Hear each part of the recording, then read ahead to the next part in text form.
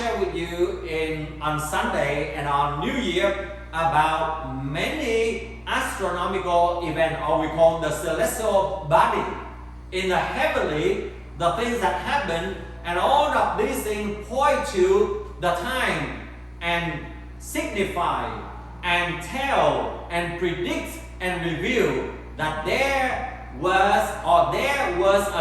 is a king to be born in the Jewish community.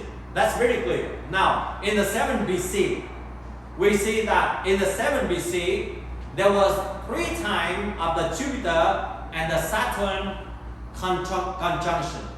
And this is a very rare. It's happened 3 times. And the Babylonian, the Parthian, and the Persian Empire, the astronomers or the royal astronomer of this empire all record about this event. And they all come to the conclusion. Why they come to this conclusion? Because they can predict, and they can also, maybe they heard about the biblical prophecy about the Messiah to be born in their kingdom, due to the existence of the large population of the Jewish people who were taken into captivity into Babylon and Persia by the 5th and the 6th BC. So they said, all of them will say like this. For 3 times, all of these astronomers will also predict the birth of a new Jewish king.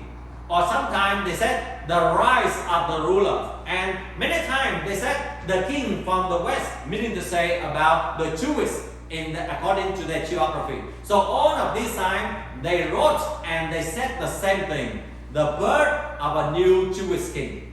Now, as I shared to you that this happened earlier than the time before the Magi travel, so that they could understand what does it mean and they could make the preparation. Now on the 5th BC in China, there was a period of the guest star, and the Chinese ancient astronomer explained and said that this star destined someone to be great. That is their explanation. They are talking about the changing epoch, a new era.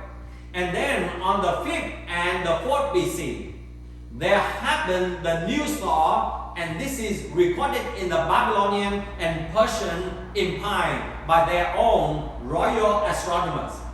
They record about the new star and they predict the royal birth or the dynasty change or the changing of a new kingdom. So from the 7th BC to the 5th BC to the 4th BC, now for sure the ancient astronomers can say for sure that these signs are not just by chance. All of these conjunction, all of the appearance of this unique star, they draw it. I don't put it there, but you can go on the Google or ChatGPT and you can look on the appearance of this star. This conjunction is a little bit weird, and that's why it can tell something special about the coming king.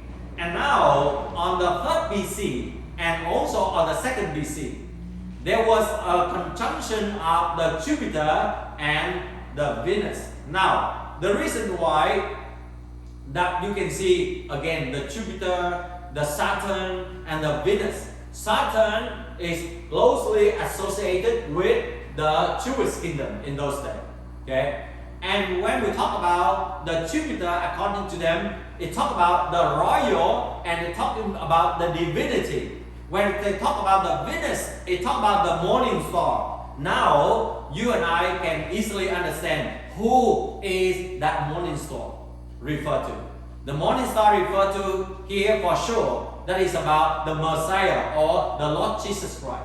It talks about the birth of a new king in the Jewish society or kingdom, and it's happened, and every time all of these conjunction or all of these phenomena happen, and all of the ancient astronomers always predict about whom?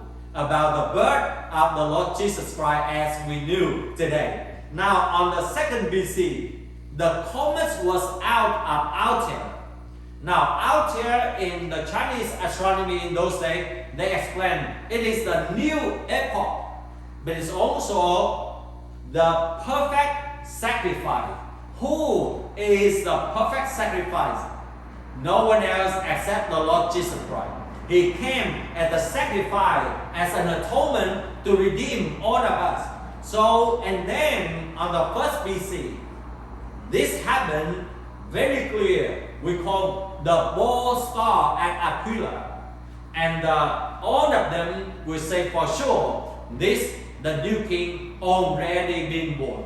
So you see that there are signs of prediction about the coming of the king. But there are also the signs that said that the king was already born or was about to be born. And this is the reason why the Magi, they could travel from thousands of miles in order to go and look for the Lord Jesus. So from all of these incidents that you can see, and together with the solar eclipse on the 2nd and the 1st BC, and that's why I believe that Jesus was born about the 1st BC. And that is also go in line with the dividing of the history of humankind, what we call BC and AD. Okay. Both Matthew and Luke recorded that King Herod was still alive, and they say that Jesus was born in Bethlehem in Judea. So the time right now we can say around that one. So many people said about from 5th to 1 BC. But from my evidence here, that I can say that Jesus was born around the 2nd or the 1st BC.